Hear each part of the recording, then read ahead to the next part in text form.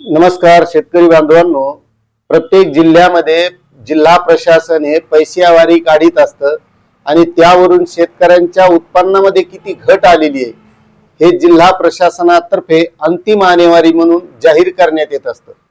आता त्यामध्ये आज आपण यवतमाळ जिल्ह्यातील शेतकऱ्यांचं जे काही उत्पादन होतं त्यामध्ये किती घट आलेली आहे, म्हणजे नेमकी पैसेवारी किती आलेली आहे याबाबतची माहिती बघणार आहोत।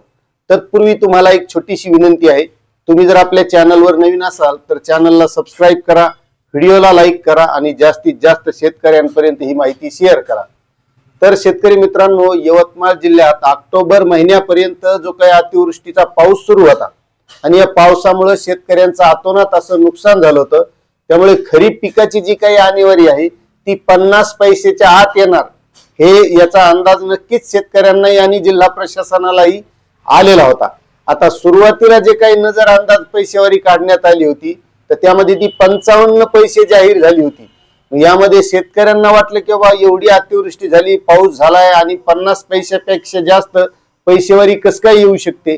मग त्यानंतर सुधारित पैसेवारी काढण्यात आली, ती 48 पैसे जाहीर झाल्याने मग शेतकऱ्यालाही बरं वाटलं की चला आता 50 पैशापेक्षा आत आली म्हणजे आपल्याला आता यापुढे काही सुविधा मिळण्याचं, आणि जिल्हा प्रशासन जर पैसेवारी कमी आली तर शेतकऱ्यांना विविध योजना राबवण्याचं काम करत असतं, कारण शेतकऱ्यांचं उत्पन्न हे घटलेलं असतं।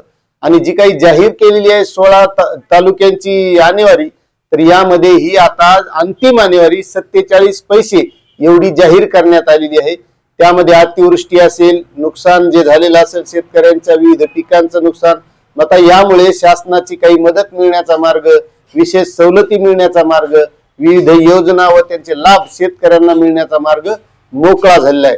आता त्यामध्ये महत्वाचं पीक जे आहे यवतमाळ जिल्ह्यामध्ये ते आहे कपासी। तर या कपासीची अंतिम आणेवारी ही 48 पैसे आलेली आहे आणि दुसरं पीक आहे महत्वाचं सोयाबीन, त्याची सुद्धा 48 पैसे आणेवारी आलेली आहे। आता या आणेवारीमुळे जे काही शेतकऱ्यांचं सोयाबीन, कापूस आणि तूर या प्रमुख पिकावर रोग राई, अतिवृष्टी, पावसामुळे जे नुकसान झालं होतं त्यामुळे ही आणेवारी 50 पैसेच्या आत आलेली आहे आणि यामुळे बराचसा शेतकऱ्यांना दिलासा मिळालेला आहे। म्हणजे ज्या काही विविध योजना राबवल्या जातील यापुढे, त्या योजना शासनाच्या माध्यमातून राबवल्या जातील त्याची सुद्धा माहिती आपण आपल्या या चॅनलच्या माध्यमातून देण्याचा प्रयत्न करणार आहोत।